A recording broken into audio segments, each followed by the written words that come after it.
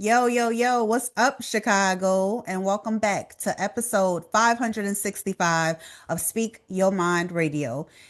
I'm your hostess with the mostest, Queen Star, aka MzHipHop. And today is a special edition episode of Hip-Hop Newz with a Z. I got my friend and my homeboy here, trained from the DMV area. We're gonna be discussing a slew of topics, like from the Tamar Braxton story to the Lil Nas X story. And we're going to be talking about some albums that just recently dropped from Freddie Gibbs and the Alchemist called Alfredo 2. And then we got the new joint Offset Kiara. Okay. And then yeah, so just stay tuned and watch us flow. What's up, Train? How you doing? How you been? I've been good. How about you? I've been doing all right this week, hanging in there, trying a couple new things or whatever. Went to this new breakfast spot called Rise Up around here or whatever. Had some coffee. It was pretty nice or whatever. I think I got it on YouTube.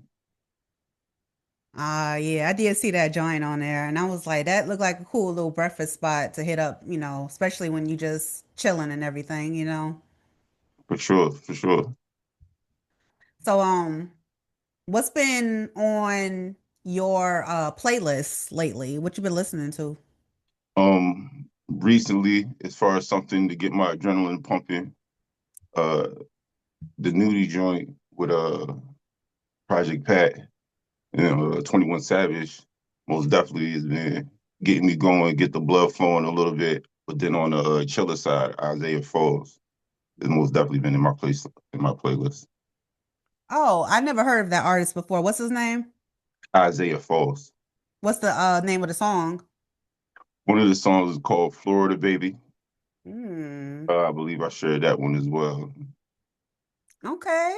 All right, that sounds cool. I do know that Young Nudie Ice T song. I like that joint too because I ain't gonna lie, Project Pat, he brought that song to life more so because of his down south flow and his impeccable rhyme scheme, just the way he rapped. Like I don't know no other rapper that do it like he do it. You know what I'm talking about?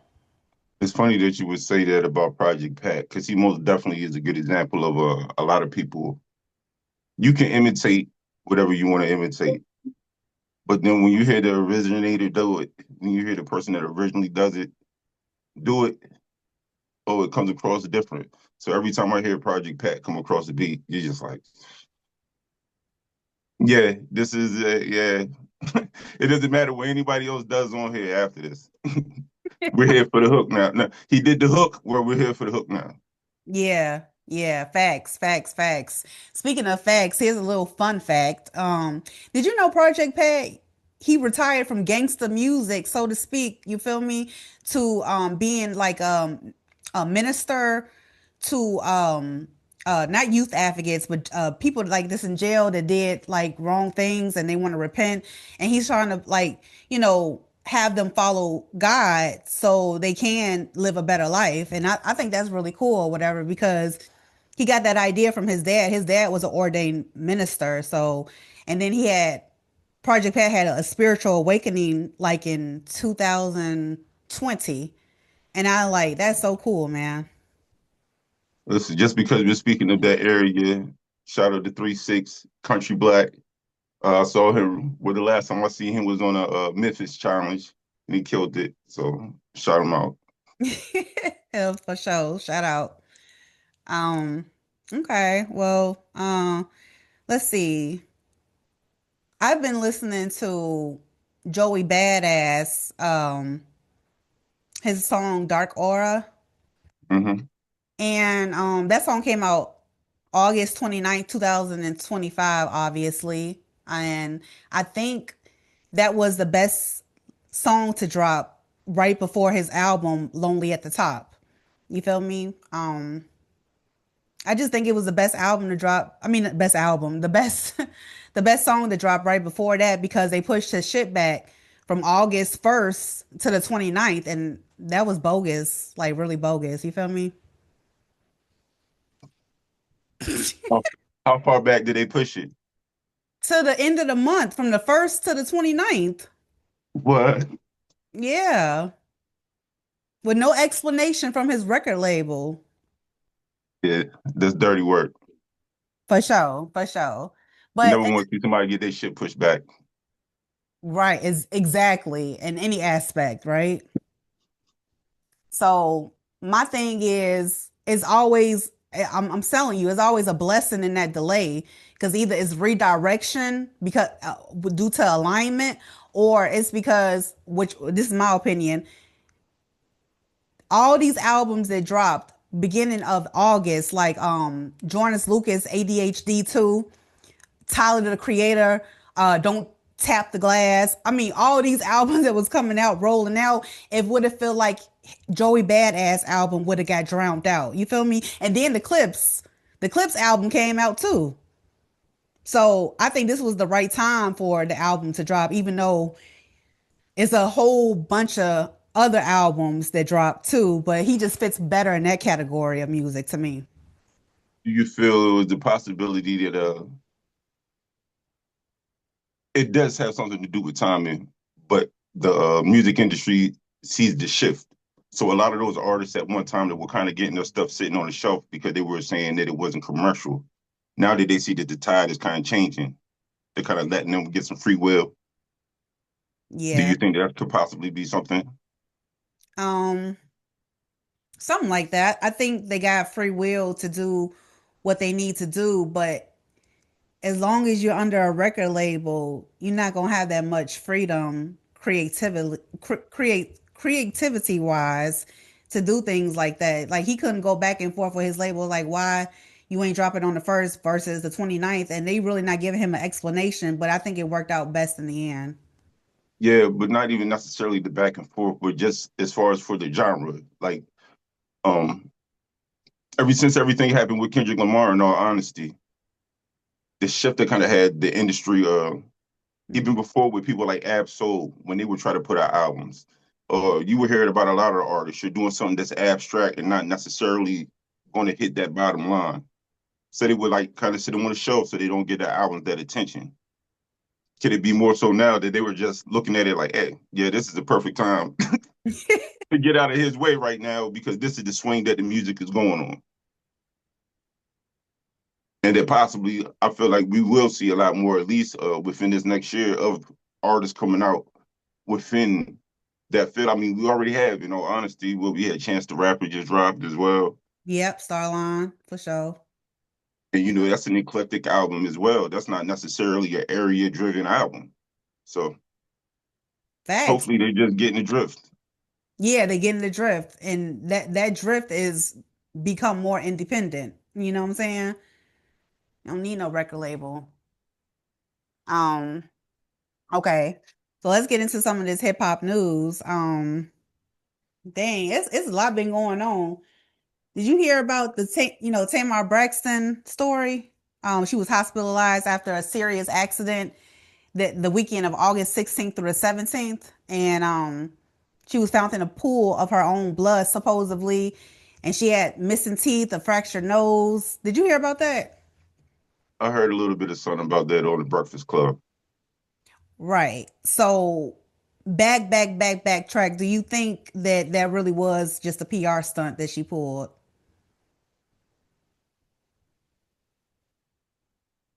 Uh-oh. I can't answer a question like that because in my heart, I would want to believe that a human isn't going to go to those lengths. You know what I mean? To fake bodily injury for 15 minutes of fame. Because that story is not even just in the headlines anymore. Right. Right. I I don't know. I don't know. I don't know. It's more sadder that I don't know what to believe. It I was a point in time where I could have seen this article and just took it for what it was. But the fact that there are other people that have credible sources that believe that it could possibly be a hoax is just I'll let it pass me in the news cycle. So the question comes, what do you think? well, based off the story itself, I think it possibly could have been another one of her antics. I think she been going through it since like she tried to take her own life in 2020, and her family, her sisters, even say that she's attention seeker, and she is because at one point when she was in the hospital, she showed a picture of her hooked up to IVs and stuff, and her fans asking her like, "Are you okay? Like, what happened?" And she will reply, "Mind your business." Well, why post it then? You know what I'm saying? Because you're trying to attention seek. That's what you're doing. Yes, yes, this is true. Um, it's still a hard one for me with that one on attention seeking. So I would say this: if she was so terrible of a attention seeker, she was singing half of the backup vocals, majority of the backup vocals for Tony Braxton on her first few albums. You never just seen her be like trying to shoot on the sister until she finally got her chance to sign. I'm just saying. I'm not saying that she wouldn't or couldn't do it, especially nowadays because of the way that popularity is kind of leveraged. But still, they're just to knock your teeth out like on some play shit. Oh man, nah, I can't believe she was just sitting around freestyling like that. I mean, that you know what? There was another story in Hollywood, Holly Berry. She had her hearing like taken away, like not, it's like damaged because somebody knocked her in her head in Hollywood, and she wouldn't say who it was. So everybody thought it was her ex-husband that had done that. And Yeah, she I'm gonna hit to that one. yeah, I'm saying like stuff like that could happen. Maybe, she But did get but her but teeth knocked listen, out. but that's different though. What she did was trying to lie by omission. You didn't lie on him, but you didn't say nothing when you know it could have just been easily of you just being like, no, it wasn't this guy. That shit is some thin line between love and hate shit where you beat yourself with an orange. Yeah, yeah, yeah, And then you laying in the hospital bed being like, oh my God, why is this happening to me? That's a different level of crazy. yeah. I hate to say Oh man. I don't want to listen, yo. If that is the case, they need to get back into the church. You know what I mean? They need to get back with their mom, get back into the church. It's like, man, they got some demons, man. right, right. I feel you on that, but I mean, I it's just safe to say that it probably possibly was a PR stunt because it was circling around her album that was supposed to come out, Heartbreak Retrograde, and she had so much backlash from that story that she said that she's not releasing the album. Well, if you're not releasing the album and the story was true, then what's the problem? You feel me? I just would feel like even in my mind, like at some point, like I mean, I guess not. When it comes to ideas and shit, like you would see, like you would figure that wouldn't work. Like that's not really a thing right now anymore. Being able to do that, like once people get hip to it, it's pretty much cooked. Everybody's already kind of hip to the oh man, this is kind of a stunt. This is the stunt. Even to get to the other story, you know what I mean? As soon as something happened, people will smell it all over. So I would hope once again to be like, all right, you wouldn't be that stupid to think that even that would work for you. Yeah, those are facts right there. I don't think she thought that one all the way through at all. But moving on to another crazy ass topic. Lil Nas X, like he I don't know, he was arrested August 21st, 2025 after being spotted like walking down the street basically naked and allegedly charging at police officers. So my question is, I know you know the story already. Do you think that this young man was really on drugs or was he just possibly having a mental breakdown like his father said?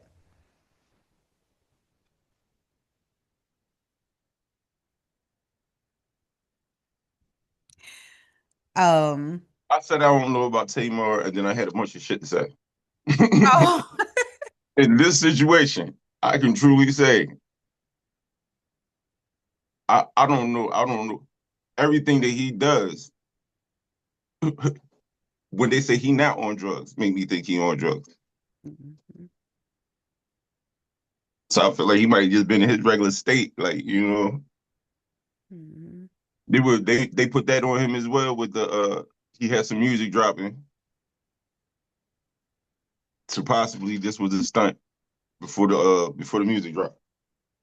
I Yeah, don't know.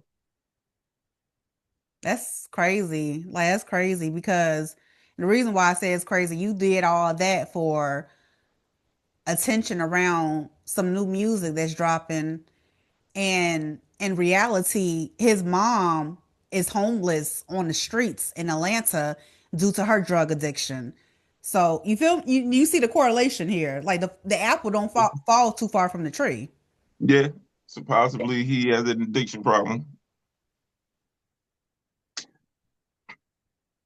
It's Mm. one of those like it's hard sometimes with speaking on these people at that distance because it makes it where though either I need more of your backstory to make a credible opinion, have a credible opinion about it. Or you just gotta be like, you know what I mean? You was it's bad enough to say that in the world that we're in, him walking down the street in the drawers shouldn't have been the problem. That shouldn't have been a reason for anybody to call the police. With the with the things that people are wearing nowadays, that shouldn't have been the cause for alarm. That's the first thing. So to feel like people were calling the police because they just saw that is kind of weird. You know what I mean? All right. But it's just too weird. Everything seems so weird nowadays. You know what I mean? Everything got a little stink on it. Yeah, I mean, it's hard to distinguish what the truth really is, especially nowadays in this weird Hollywood type style, you know? I think what he did when his new music dropped, he can redo that in his video. And so people, I don't know. I don't know. I just think it's messed up though, because now he got to attend an outpatient drug rehab program for allegedly having drugs in his system and calling it some type of overdose or something. And I guess he's going to get the help that he needs because that's just messed up. I mean, at the end of the day, so then it's a good thing. On either shoe, it's a good thing. If you're saying that his mother has drug problems, that means possibly it could run into his system. You know what I mean by genetics. So he'll be predisposed to being an addict. So he's there. Hopefully, he'll get the the help he needs. You know what I mean? And then if he's just playing around with it, then you still learn your lesson for getting to sit in the jail in this communal jail for a while and not move around. Right. Basically. He was in there for like 4 or 5 days, but anyway, let's just move on from that story because I'm kind of ready to get into some music. Ain't you? Yes, ma'am. Okay, so I'm using my phone real quick. All right, so as y'all know, Offset's new album, Kiara, came out on August 22nd, 2025, and the album is actually named his real name, his government name. And the album is so freaking awesome. It's dope because the whole setup with the therapist, like he made a video for every freaking song. And it's just wild. Like, I don't know. I love it. I watched all of them and I'm just like, dang, this boy really is getting in his feelings, getting his stuff out, because he just is. So did you hear the album yet? And what were some of your standout tracks? Um, yes, I did listen to the album.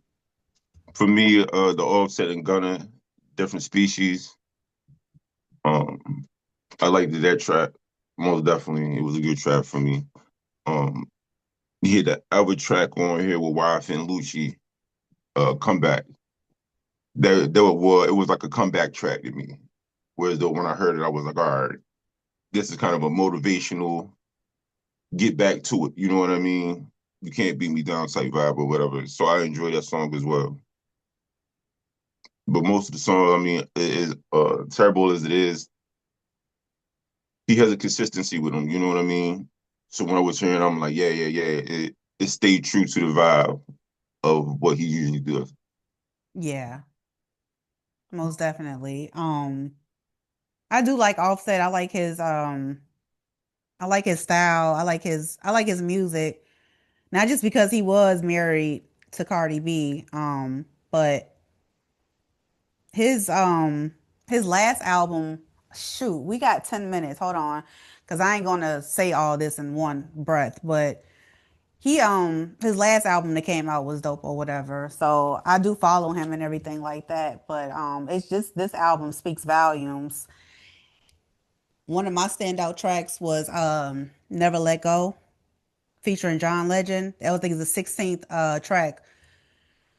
And it was dedicated to the Migos member Takeoff. And his death date is coming up November 1st when he died in Houston at that bowling alley. And it was the perfect time for him to roll out, his feelings, because his last album he didn't have no dedication to Takeoff, because I Yeah, think he was still mourning. yeah, Um I like the line in which he says, "Hard to see my nigga in that grave. This shit crazy. I give all this shit back just to get you back. Tatted on my back. Know you got my back. The chains and the ice don't amount to that. Lost my nigga, lost my dog. I can't handle that." Like, it's really heartfelt because, like I said, I just said it, like, he was going through a lot. He lost his wedding ring. He said that in the song. He had nobody to talk to about that. When Takeoff died, he was still married. Whether the shit was fucked up or not, he was still married. And it's just like, you want to call your best friend on the phone and tell them, like, I'm really going through it, bro. Like, I need your assistance. I need you to have my back. You feel me? Um, Yeah, that song, like I said, really touched me. But my second standout track would have to be Love You Down. Um, I love this particular track strictly for the 1986 Love You Down sample by Ready for the World. And I think this track had like three different producers on it, and one of them was London on the track, and he produced the whole discography for Summer Walker because that's her baby daddy. And but they're not together now. But anyway, that's just to show you the amount of production work that went into this album, so to speak. So um yeah, that's those are my two favorite songs. also good. I didn't even think about it. I also got the song on here with Key Glock, to Run It Up. Yeah. I did like that joint too. I did like that. I did enjoy that song too. I see he took a couple of little jabs on there or whatever, towards Quavo. Well, people are kind of assuming that whatever, was saying that he's not his brother inside of the song. But the vibe of it once again was consistent to the energy that he usually gives off. It was funny that you said something about the song that he did for Takeoff, because I do feel like it was a classy move, most definitely not to put it on that album right after he passed away. You know what I mean? Because if you did, I feel like people would or could have the room to look at it like you're trying to capitalize on it. Hmm. So to see him put it on a later album and still do it, I think that was a classy move. Yeah, most definitely a chess move, in my opinion. Whether it happened naturally through the alignment of the universe or his record label said, "Yo, you should blah blah blah," whatever. But yeah, and then also to keep his memory alive too, because that shit was back to back. Yeah. Yeah. But y'all, we gonna do a part two because let me see. I think we only got like 3 more minutes on this joint, and I don't want it just to cut off or nothing like that. So The part 2, we're gonna be talking about Freddie Gibbs and the Alchemist new album, Alfredo 2. So we'll be back. I love y'all. Peace.